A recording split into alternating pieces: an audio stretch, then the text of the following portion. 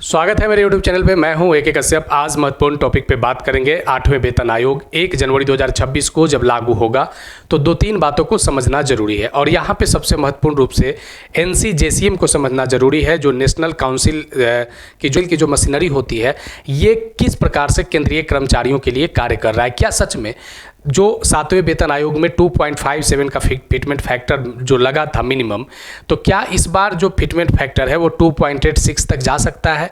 NCJCM ने किन बातों को अब चर्चा में लाया है, इस चीज़ को इस वीडियो में समझेंगे कि 1 जनवरी 2026 से केंद्रीय सरकार के कर्मचारी और पेंशनर्स के लिए और केंद्र के तर्ज पर जो राज्य सरकार के कर्मचारी और पेंशनर्स हैं, इनके लिए क्या फ़ायदे 8वें वेतन आयोग का मिलने जा रहा है।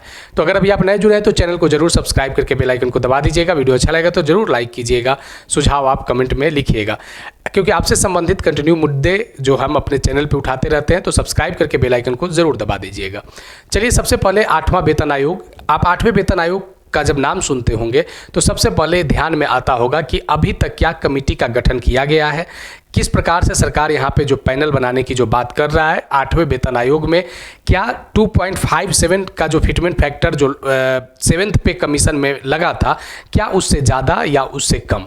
क्योंकि यहाँ पे एक बात को समझना जरूरी है कि केंद्रीय सरकार के कर्मचारी 7वें वेतन आयोग में जब उनको 2.57 का फिटमेंट फैक्टर लगा था, उस समय महंगाई भत्ता मूल वेतन पर 125% मिल रहा था। लेकिन आज अगर बात करें तो अभी 55% केंद्रीय कर्मचारी और पेंशनर्स को मूल वेतन पर महंगाई भत्ते मिल रहे हैं। तो 125% जब महंगाई भत्ता था तब फिटमेंट फैक्टर 2.57 लगा था, और जब यहाँ पे आप देख सकते हैं कि अभी 55% मात्र महंगाई भत्ता है, तो क्या आने वाले समय में 8वें वेतन आयोग में, जिसका आप चर्चा में हैं कि एक बेहतर वेतन की बढ़ोतरी होगा, तो क्या फिटमेंट फैक्टर कम लग जाएंगे। क्योंकि 3 बातों को यहाँ पर समझना जरूरी है। सबसे पहले यहाँ पर जो बातें चल रहे हैं वह फिटमेंट फैक्टर से, मिनिमम सैलरी से और NCJCM के पैनल से। तो ये बात को समझने के लिए सबसे पहले हमें समझना होगा 8वें वेतन आयोग के गठन से पहले NCJCM का जो मीटिंग जो चला है, इसमें जो बातें चल रहे हैं कि जो NCJCM जो कि केंद्र सरकार के कर्मचारी और पेंशनर्स को प्रतिनिधित्व करता है, यहाँ पे एक कॉमन मेमोरेंडम को लाया गया है। अब यहाँ पे जो कॉमन मेमोरेंडम जो है, जो इस विषय पर क्या क्या बातें 8th पे कमीशन को लेकर यहाँ पे आया है, इस चीज़ को ज़रा समझिएगा। देखिए, यहाँ पे कॉमन जो मेमोरेंडम पे जो बात चल रहा है, इसमें सबसे पहले फिटमेंट फैक्टर को लेकर बात चल रहा है, जो आप देख सकते हैं। फिटमेंट फैक्टर की चर्चा चल रहा है कि फिटमेंट फैक्टर कितना लगेगा। अब देखिए, न्यूनतम वेतन 7वां वेतन आयोग में न्यूनतम वेतन 18,000 लगभग मासिक शुरू हुआ था। जो लेवल 1 में जो शुरुआत हुआ था 18,000, क्या इस बार न्यूनतम वेतन में कुछ बेतहाशा बढ़ोतरी की संभावना क्या दिख रहे हैं। तो यहाँ पे जो दूसरा पॉइंट पे बात हुआ है वह न्यूनतम वेतन, और तीसरा जो देख रहे हैं ये वेतनमान और अलावेंस पे भी चर्चाएं किए गए हैं। अग्रिम पदोन्नति नीति, पेंशन लाभ से जुड़ी उनकी मांग, राय शामिल होंगे। जो मेमोरेंडम जो तैयार किया गया है, इसमें एक ड्राफ्ट कमेटी तैयार करेगी, जिसकी अध्यक्षता NCJCM के सेक्रेटरी जनरल शिवगोपाल मिश्रा करेंगे। अब यहाँ पे इस चीज़ को देखना है कि NCJCM ने पहले जो कुछ डिमांड को रखा था सरकार के पास, कि उस डिमांड को अभी भी NCJCM जो है वो क्या मांग कर रहा है। क्या NCJCM केंद्रीय कर्मचारी और पेंशनर्स को, जो शिवगोपाल मिश्रा जो अध्यक्षता करेंगे, क्या ये केंद्रीय कर्मचारी और पेंशनर्स को 7वें वेतन आयोग से ज़्यादा बेहतर वेतन की यहाँ पे क्या उन लोगों को सुविधा मिल सकता है। देखिए, यहाँ पे एक चीज़ को और समझना होगा कि यहाँ में कमेटी में कुल 13 सदस्य होंगे, और ये जो मेमोरेंडम तैयार किया जाएगा वो जून की बैठक में करेंगे।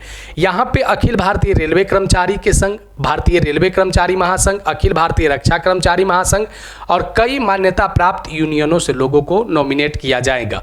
यानी अभी जो आप देख सकते हैं कि 8वें वेतन आयोग को लागू होने में बस अब लगभग 7 से 8 महीने का समय बचा हुआ है, और जून में यहाँ पे NCJCM अपना जो 13 सदस्यीय कमेटी है उसका जब मेमोरेंडम देगा, तो क्या 1 जनवरी 2026 का जो वेतन लाभ है वो क्या वह केंद्रीय कर्मचारी और पेंशनर्स को मिल पाएगा? तो ये एक संशय बना हुआ है, क्योंकि अभी तक जो केंद्रीय कर्मचारी की जो कमेटी है, जो 3 सदस्यीय कमेटी गठन सरकार ने कहा था कि करेंगे, अभी तक नहीं हो पाया है और इस मुद्दे को पहले भी पुरजोर तरीके से उठाया गया है। अगर यहाँ पे देखिए कि अगर क्या 8 महीने में कमेटी अपना रिपोर्ट को सबमिट करके क्या ससमय 8वें वेतन का लाभ केंद्रीय कर्मचारी को दिलवा सकता है, तो संभवतः ये होता हुआ नहीं दिख रहा है कि कम से कम इसमें 18 महीने का समय लग सकता है। तो क्या इसका फायदा एरियर के तौर पर लाभ मिलेगा?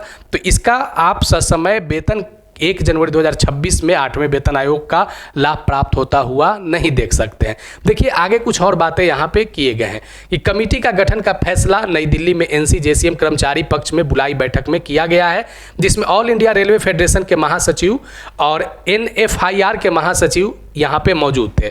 8वें वेतन आयोग के आधिकारिक गठन की सूचना पहले जो प्राप्त हुआ था और इसे कैबिनेट से भी मंजूरी मिल चुकी है। अब यहाँ पे देखना है कि आने वाले समय में चेयरमैन, जो इसके कमेटी के 8वें वेतन आयोग के चेयरमैन और सदस्यों की घोषणा की जो उम्मीद है, ये कितना उम्मीद जल्द से जल्द केंद्रीय कर्मचारियों के पक्ष में आ सकता है। अब यहाँ पे इस चीज़ को जरा समझिए कि फिटमेंट फैक्टर को लेकर सबसे ज़्यादा ऊहापोह की स्थिति है। लोगों को ये आशा है कि 2.86 का फिटमेंट फैक्टर लगेगा, लेकिन जो दिख रहा है क्या संभवतः ऐसा तो नहीं कि जो 2.86 के आशा में है, क्या वे लोगों को 1.92 तक ही संतुष्ट होना पड़ेगा? तो इस चीज़ को ज़रा समझिएगा। यहाँ पे एक न्यूज़ चैनल पर NCJCM ने कर्मचारी पक्ष के नेताओं को जो सुझाव दिया गया था कि 7वें वेतन आयोग में 2.57 फिटमेंट फैक्टर की सिफारिश किया गया था, लेकिन इससे ज़्यादा क्या 8वें वेतन आयोग में मिल पाएगा? तो 7वें वेतन आयोग में जब 2.57 का फिटमेंट फैक्टर लगा था तो ये 7,000 से बढ़कर कितना हो गया था? 18,000 रुपया हो गया था। और यहाँ NCJCM के सदस्यों ने फरवरी में NDTV प्रॉफिट को ये बताया था कि कर्मचारी पक्ष के सभी वेतन बॉन्ड एक समान फिटमेंट फैक्टर के लिए जोड़ देगा।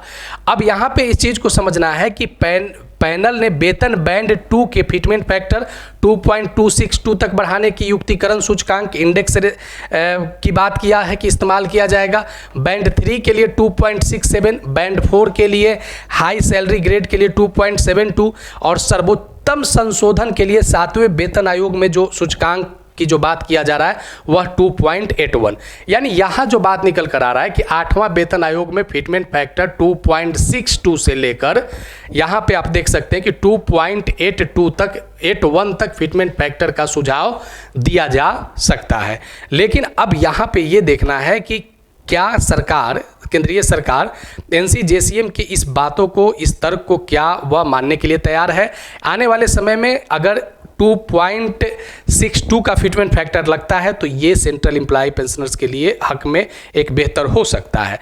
लेकिन अगर इससे कम, जो अलग अलग और मीडिया चैनलों पर जो अनुमान लगाए जा रहे हैं कि 1.92 या उसके आसपास में रहेगा, तो आने वाले समय में ये फिटमेंट फैक्टर जो होगा, क्या केंद्रीय कर्मचारी पेंशनर उससे संतुष्ट हो पाएंगे? तो इस चीज़ को समझना होगा। और जून में जो बैठक NCJCM का होगा, अब यहाँ पे देखना है कि किस तरीके से यहाँ NCJCM के जो हेड है वो अपनी बातों को आने वाले समय में सरकार के सामने रख पाते हैं। तो ये एक महत्वपूर्ण 8वें वेतन आयोग से संबंधित इन्फॉर्मेशन था। वीडियो अच्छा लगा होगा तो जरूर लाइक कीजिएगा। अगर कोई सुझाव होगा तो कमेंट में लिखिएगा। नए जुड़े हैं तो चैनल को सब्सक्राइब करके बेल आइकन को जरूर दबा दीजिएगा। मिलेंगे आगे नेक्स्ट वीडियो नेक्स्ट टॉपिक में। धन्यवाद।